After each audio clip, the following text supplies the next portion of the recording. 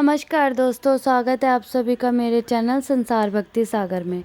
दोस्तों, 18 सितंबर को हरितालिका तीज पड़ रही है, जो कि इस साल की सबसे बड़ी हरितालिका तीज है। और हरितालिका तीज सोमवार को पड़ रहा है, इसलिए ये बहुत ही शुभ मुहूर्त है और बहुत ही शुभ दिन माना गया है।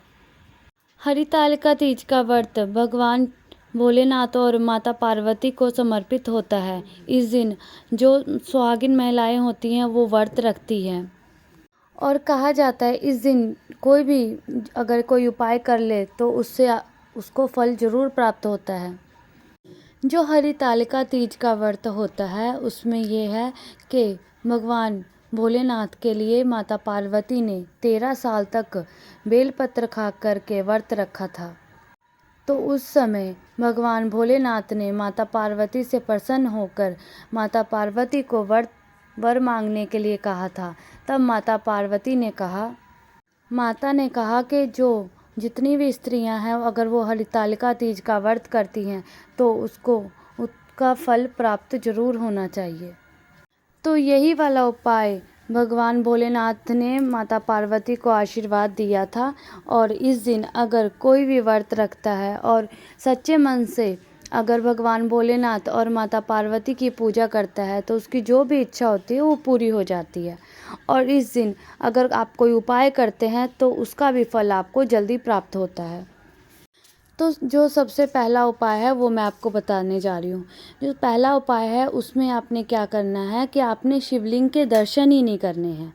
हाँ जी, जैसे कि आपने उस दिन शिवलिंग जी के दर्शन नहीं करने हैं, क्योंकि इस दिन कई जो महिलाएं होती है वो व्रत रखती है। कई लोग निर्जला व्रत रखती हैं, बिना पानी पिए ये पूरा व्रत रखती हैं। कई लोग प्राथमिक शिवलिंग का निर्माण करती हैं, उनकी पूजा करती हैं और उन पे फुलेरा भी लगाती हैं। तो ये पता नहीं कौन सा उपाय हो गया कि शिवलिंग के दर्शन ही नहीं करने हैं। तो हम आपको बताएंगे किस लिए नहीं करने हैं। तो इसका ये मतलब ये नहीं है कि आप इस दिन पूजा नहीं करेंगे, कि शिवलिंग के मंदिर में नहीं जाएंगे, शिवलिंग पे जल नहीं चढ़ाएंगे। इसका ये मतलब नहीं है, क्योंकि इस दिन जो भी स्त्री व्रत रखती हैं, पूजा पाठ करती हैं, शिवलिंग पर जल चढ़ाती हैं, शिवलिंग पर जो फुलेरा चढ़ाती हैं, काफ़ी फूलों का जो माला होती है वो चढ़ाती हैं, तो उनकी इच्छा ज़रूर पूरी होती है। तो कई जैसे कि महिलाएं होती हैं जो व्रत नहीं कर सकती हैं, किसी कारण से उन्होंने व्रत नहीं रखा है, तो वो जो मंदिर नहीं जा सकते हैं, प्राथमिक शिवलिंग का निर्माण नहीं कर सकती हैं, जो पूजा पाठ उस दिन नहीं कर सकती हैं, तो वो इस उपाय को कर ले। जैसे कि मैंने आपको बताया है कि आपको शिवलिंग का दर्शन नहीं करना है, इसका मतलब ये नहीं है कि आपको शिवलिंग की पूजा नहीं करनी है। जो भी महिलाएं होती हैं जो कि शिवलिंग के ऊपर जो फुलेरा टांगा होता है अगर उसका दर्शन भी कर लेती हैं, तो गुरुजी ने बताया था कि अगर वो गलती से भी उसका दर्शन कर लेती हैं तो उसकी जो भी मनोकामना होती है, हरितालिका तीज के दिन अगर वो दर्शन कर लेती हैं तो उनकी जो भी मनोकामना होती है वो पूरी हो जाती है। और ये नहीं है कि आपने व्रत नहीं रखना है, सिर्फ फुलेरा देख के ही आपको सारा फल प्राप्त हो जाएगा। वो उनके लिए है जो कि व्रत नहीं कर सकती हैं, उस दिन बीमार है या उन्हें कोई और दिक्कत आ रही है, तो इसीलिए। बाकी जो महिलाएं हैं वो व्रत हरितालिका तीज का व्रत ज़रूर रखें। तो आपको क्या करना है, हरितालिका तीज के दिन आपको शिवलिंग के ऊपर फुलेरा ज़रूर लगाना है। इससे आपको पूरे साल का जो भी आप व्रत पूजा करते हैं उसका फल आपको एक ही दिन में प्राप्त हो जाएगा। तो ये उपाय आपको ज़रूर करना है हरितालिका तीज के दिन। तो दूसरा उपाय इस तरीके से है कि जिस पति पत्नी के बीच में नहीं बनती है या उसके पति के काम में बरकत नहीं हो रही है, वो चाहती है कि ज़्यादा बरकत हो काम में, तो ये उपाय आप ज़रूर कर सकते हैं। उसका पति उन्नति करे और जीवन भर उसके साथ रहे, तो ये उपाय आप कर सकते हैं। आपको क्या करना है, आपको 7 हरी चूड़ियाँ लेनी है, 7 कांच की हरी चूड़ियाँ लेनी है। उसके बाद आपको एक मौली का बंडल लेना है और उसके बाद आपको 1 लोटा जल लेना है। जैसे कि अगर आपने व्रत नहीं भी रखा है तो उसमें भी कोई दिक्कत नहीं है। आप 7 हरी चूड़ियाँ एक मौली का बंडल और एक लोटा जल ले करके आपको बेलपत्र के पेड़ के पास आपको पहुंच जाना है। अगर आपने सुबह जाना है तो सुबह जा सकते हैं, अगर शाम को जाना है तो शाम को जा सकते हैं। आपने हरितालिका तीज के दिन ये उपाय आपको करना है। सबसे पहले एक लोटा जल भोलेनाथ को समर्पित करना है। उसके बाद जो आपने 7 हरी चूड़ियाँ ली हैं वो आपने क्या करना है, मौली के अंदर वो 7 हरी चूड़ियाँ पिरो देनी है।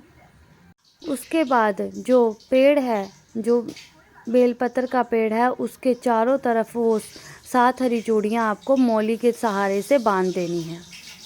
उसके बाद आपको इस वृक्ष की 11 परिक्रमा करनी है। 11 परिक्रमा करने के बाद आपको अपनी झोली पसार करके जो भी आपकी कामना होगी वो आप बोल देना। भगवान भोलेनाथ की कृपा से आपकी जो भी इच्छा होगी वो जल्द ही पूरी हो जाएगी। ये उपाय आप ज़रूर करिएगा हरितालिका तीज के दिन। अब हम बात करेंगे तीसरे उपाय के बारे में। जैसे कि आपके जीवन से दुख ख़त्म ही नहीं हो रहा है, एक ना एक दुख लगा ही रह रहा है, तो ये उपाय आप कर सकते हैं। जैसे कि आपके शरीर में कोई पीड़ा आ रही है, घर की उन्नति नहीं हो रही है, व्यापार में कोई आगे नहीं बढ़ रहा है, कोई काम आपका है वो बन नहीं रहा है, सारे काम आपके रुके हुए हैं, तो ये उपाय आप कर सकते हैं। तो आपको क्या करना है कि इस उपाय के लिए आपको हरितालिका तीज के दिन एक पीला थोड़ा सा कपड़ा लेना है और उसके साथ ही आपको एक लाल भी थोड़ा सा कपड़ा लेना है। उसके बाद आपको 7 चावल के दाने लेने हैं, अक्षत। चावल के दाने कहीं से भी खंडित ना हो। उसके बाद आपको लेने हैं गेहूं के दाने। गेहूं के दाने आपको इस तरीके से लेने हैं कि जैसे कि आप 3 ले सकते हैं, 5 ले सकते हैं, 7 ले सकते हैं, 11, 31, 41 या फिर आप 101 दाने ले सकते हैं। तो उसके लिए आपको गेहूं के दाने लेने हैं। तो मेरे हिसाब से आप ऐसे करना, सबसे जो अच्छा है आपको 7 दाने ले लेने हैं गेहूं के। उसके बाद आपको लक्ष्मी के तौर से 1 रुपये का सिक्का मिल जाए तो 1 रुपये का ले लीजिए, या 2 या 5 या 10, इन सब में से कोई भी एक सिक्का आप ले सकते हैं। उसके बाद इन सब चीज़ों को लेकर के आपको शिवलिंग के मंदिर में पहुंच जाना है। मंदिर में जा कर के आपको जो भी पूजा अर्चना करनी है वो पूजा अर्चना कर ले। उसके बाद आपको उत्तर दिशा की तरफ मुख करके आप बैठ जाए। उसके बाद आपको क्या करना है, शिवलिंग के ऊपर जो आप पीला कपड़ा लेकर के आए हैं वो आपको शिवलिंग के ऊपर ओढ़ा देना है। शिवलिंग जो लिंग होता है उसके ऊपर आपको वो पीला कपड़ा ओढ़ा देना है। और उसके बाद जो लाल कपड़ा है वो आपको मैया पार्वती जी को ओढ़ाना है। ध्यान रखिएगा कि पीला कपड़ा आपको शिवलिंग पर चढ़ाना है और जो लाल कपड़ा है वो आपको माता पार्वती को ओढ़ाना है। उसके बाद आपको क्या करना है कि आपको थोड़ा दोनों तरफ से कपड़ा लेना है और भगवान भोलेनाथ और माता पार्वती का आपको गठबंधन कर देना है। उसके बाद आपको गांठ लगानी है। तो आपको पता होना चाहिए कि कब गठबंधन करने के समय उसमें कुछ डाला जाता है। तो आपने क्या करना है, जो आप चावल के दाने लेकर के आए हैं अक्षत, वो डाल देने हैं। गेहूं के दाने लेकर के आए हैं वो डाल देने हैं। और उसके बाद जो आप सिक्का लेकर के आए हैं लक्ष्मी के तौर पर, वो उसमें डाल करके फिर आपको गांठ बांध देनी है। आपको गठबंधन कर देना है लाल कपड़े और पीले कपड़े का। उसके बाद गांठ लगाने के बाद अपनी मनोकामना बोल करके, अपना गोत्र बोल करके, अपने पति का नाम और गोत्र बोल करके आपको जो भी है आपकी कामना, आपके सदस्यों के लिए, आपके परिवार के लिए, आपके व्यापार के लिए या धन संबंधी जो भी समस्या है, जो भी इच्छा आप पाना चाहते हैं, जो भी है वो आप बोल दीजिए। जो भी आपको मांगना है, जो भी आपकी इच्छा है वो आप भोलेनाथ जी को कह देना। जो भी आपकी कामना है वो आप कह देना। उसके बाद जो आपने कपड़ा बांधा चढ़ाया हुआ था भोलेनाथ जी और माता पार्वती को और गठबंधन किया हुआ था, तो वो क्या करना है, आपको कपड़ा उठा करके अपने घर में एक सुरक्षित जगह पर ले आके रख देना है। आपने ध्यान रखना है कि आपको वो कपड़ा वहाँ पर रखना है जहाँ पर किसी की दृष्टि ना पड़े। आप मंदिर में भी रख सकते हैं या कहीं और भी रख सकते हैं, पर ये ध्यान रखिएगा कि उसे कोई भी ना देखे। आपने ये 1 साल तक ये कपड़ा रखना है और आप देखेंगे कि आपके घर में क्या उन्नति हो रही है और क्या कुछ बदलाव हो गया है। भोलेनाथ की कृपा से आपकी जो भी इच्छा होगी वो पूरी होगी, आपके घर की उन्नति हो जाएगी। जय भोलेनाथ, भोलेनाथ, भोलेनाथ, भोलेनाथ।